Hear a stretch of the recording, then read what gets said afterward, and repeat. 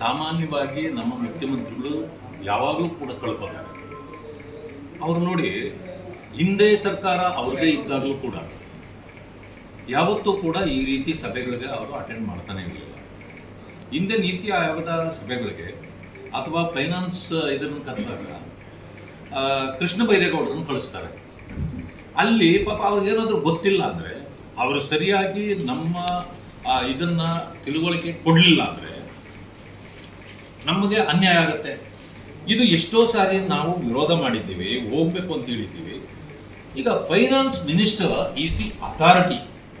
ಅವರಿಗೆ ಫೈನಾನ್ಸಿನ ಬಗ್ಗೆ ಆಗಲಿ ಈ ಆಗು ಹೋಗುಗಳ ಬಗ್ಗೆ ಸಂಪೂರ್ಣವಾಗಿ ಅರಿವಿರುತ್ತೆ. ಅದನ್ನು ಅವರು ಮಂಡಿಸೋದನ್ನು ಬಿಟ್ಟು ಬೇರೆಯವರನ್ನು ಕಳಿಸಿದರೆ ಅದು ಸರಿಯಾಗಿ ಆಗೋದಿಲ್ಲ. ಆ ಕಾರಣದಿಂದಾಗಿ ನಮ್ಮ ಮೇಲೆ ಪದೇ ಪದೇ ಕೇಂದ್ರ ಸರ್ಕಾರದ ಮೇಲೆ ಆಪಾದನೆ ಮಾಡ್ತಾರೆ. ನಮಗೆ ಹಣ ಬಂದಿಲ್ಲ, ನಮಗೆ ಇದುವರೆಗೂ ಇದು ಕೊಡಬೇಕಾಗಿತ್ತು, ಕೊಟ್ಟು ಅದನ್ನೆಲ್ಲ ಹೋಗಿ ನೀವಲ್ಲಿ ಫಾರ್ಮೆಟ್ ಪ್ರಕಾರ ಮಾತಾಡಬೇಕಲ್ಲ. ಆ ಕಾನೂನು ನಿಮಗೆ ಗೊತ್ತಿರ್ತದೆ, ನೀವು ಮಾತಾಡೋದಿಲ್ಲ, ಯಾರೋ ಬೇರೆಯವರನ್ನು ಕಳಿಸ್ಕೊಡ್ತೀರಿ. ಎಂಥ ನ್ಯಾಯ? ಆಯಿತು, ಇಷ್ಟೆಲ್ಲ ಮಾತಾಡ್ತೀರಲ್ಲ ನೀವು. ಆಲ್ ಪಾರ್ಟಿ ಮೀಟಿಂಗ್, ನೀವೇ ಮೀಟಿಂಗ್ಗಳಿಗೆ ಹೋಗಲ್ಲ. ಆಲ್ ಪಾರ್ಟಿ ಮೀಟಿಂಗ್ ಕರೆದಾಗ ಪ್ರಧಾನಮಂತ್ರಿಗಳು ಬರಲೇ ಇಲ್ಲ, ಗೈರಾಗಿದೆ. ಅದ್ಯಾಕೆ ಹೇಳ್ತಿದ್ದೀರಿ ನೀವು? ಈ ರೀತಿ ಕೇವಲ ಆಪಾದನೆ ಮಾಡಲಿಕ್ಕೆ ಮಾತ್ರ ಅವರು ರಾಜಕಾರಣ ಇಟ್ಕೊಂಡಿದ್ದಾರೆ. ಅದರ ಈ ಅಧಿಕಾರ ದುರುಪಯೋಗ ಆಗ್ತಾ ಇದೆ ಸಂಪೂರ್ಣವಾಗಿ. ಇದರಿಂದ ರಾಜ್ಯಕ್ಕೆ ನಷ್ಟ ಆಗ್ತಾ ಇದೆ. ನಿಮ್ಗೆ ಇವತ್ತೇನಾದರೂ ರಾಜ್ಯಕ್ಕೆ ನಷ್ಟ ಆಗ್ತಿದ್ರೆ ನಿಮ್ಮ ನಡವಳಿಕೆಯ ಕಾರಣದಿಂದ ಆಗ್ತಾ ಇದೆ ಅಂತಕ್ಕಂಥದ್ದನ್ನು ನಾನು ಹೇಳಲೇಬೇಕಾಗ್ತದೆ. ಅಲ್ಲ, ಯಾಕೆ ಹೋಗ್ತಾರೆ? ಯಾಕೆ ಹೋಗೋದಕ್ಕೇನು ಇದನ್ನ ನಾನು ಉತ್ತರ ಕೊಡೋಕ್ಕಾಗೋದಿಲ್ಲ. ಏನು ಅನ್ಸುತ್ತೆ? ಇಲ್ಲ, ಯಾಕೆಂದ್ರೆ ಅಂದರೆ ನೆಗ್ಲಿಜೆನ್ಸ್. ಏನದಕ್ಕೆಲ್ಲ ಹೋಗ್ತೀರಿ? ಏನು ಅವ್ರ ಹತ್ರ ಹೋಗಿ ಕೂತ್ಕೊಳ್ತೀರಿ? ನಾನು ಮುಖ್ಯಮಂತ್ರಿ ಇದ್ದೀನಿ, ಯಾರೋ ಒಬ್ಬ ಹೋಗ್ತಾನೆ. ಈ ಭಾವನೆ ಇರಬಾರ್ದು. ನಮಗೆ ಬೇಕಾಗಿರೋದು ರಾಜ್ಯಕ್ಕೆ ಒಳ್ಳೇದು ಮಾಡೋವಂಥದ್ದನ್ನು. ನಾನು ಅಧಿಕಾರ ಇರೋದು ಮಾತ್ರ ನನಗೆ ಮುಖ್ಯ ಅಂತ ನೀವು ತೀರ್ಮಾನ ಮಾಡ್ಕೊಂಡ್ರೆ, ರಾಜ್ಯದ ಜನರಿಗೆ ಅನ್ಯಾಯ ಆಗಲಿ ಅಂತ ನೀವೇ ತೀರ್ಮಾನ ಮಾಡೋದಾದ್ರೆ ಮತ್ತೆ ಅಧಿಕಾರ ಯಾಕೆ ಬೇಕು?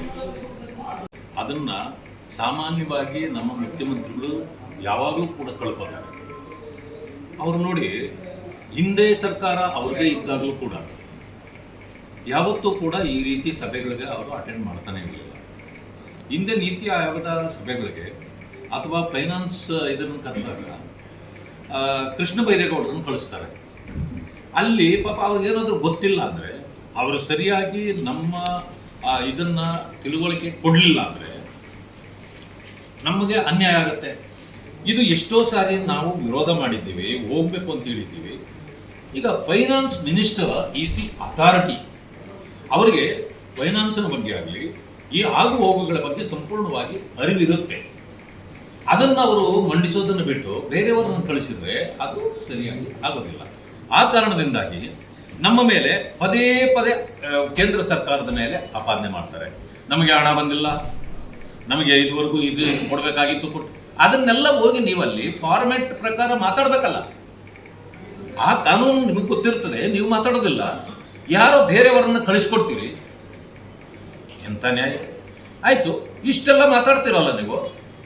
ಆಲ್ ಪಾರ್ಟಿ ಮೀಟಿಂಗ್, ನೀವೇ ಮೀಟಿಂಗ್ಗಳಿಗೆ ಹೋಗಲ್ಲ. ಆಲ್ ಪಾರ್ಟಿ ಮೀಟಿಂಗ್ ಕರೆದಾಗ ಪ್ರಧಾನಮಂತ್ರಿಗಳು ಬರಲೇ ಇಲ್ಲ, ಗೈರಾಗಿದೆ. ಅದ್ಯಾಕೆ ಹೇಳ್ತಿದ್ದೀರಿ ನೀವು? ಈ ರೀತಿ ಕೇವಲ ಆಪಾದನೆ ಮಾಡಲಿಕ್ಕೆ ಮಾತ್ರ ಅವರು ರಾಜಕಾರಣ ಇಟ್ಕೊಂಡಿದ್ದಾರೆ. ಅದರ ಈ ಅಧಿಕಾರ ದುರುಪಯೋಗ ಆಗ್ತಾ ಇದೆ ಸಂಪೂರ್ಣವಾಗಿ. ಇದರಿಂದ ರಾಜ್ಯಕ್ಕೆ ನಷ್ಟ ಆಗ್ತಾ ಇದೆ. ನಿಮ್ಗೆ ಇವತ್ತೇನಾದರೂ ರಾಜ್ಯಕ್ಕೆ ನಷ್ಟ ಆಗ್ತಿದ್ರೆ ನಿಮ್ಮ ನಡವಳಿಕೆಯ ಕಾರಣದಿಂದ ಆಗ್ತಾ ಇದೆ ಅಂತಕ್ಕಂಥದ್ದನ್ನು ನಾನು ಹೇಳಲೇಬೇಕಾಗ್ತದೆ. ಅಲ್ಲ, ಯಾಕೆ ಹೋಗ್ತಾರೆ? ಯಾಕೆ ಹೋಗೋದಕ್ಕೇನು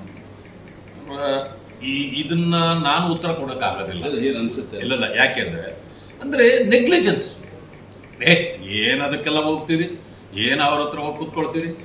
ನಾನು ಮುಖ್ಯಮಂತ್ರಿ ಇದ್ದೀನಿ, ಯಾರೋ ಒಬ್ಬ ಹೋಗ್ತಾನೆ. ಈ ಭಾವನೆ ಇರಬಾರ್ದು.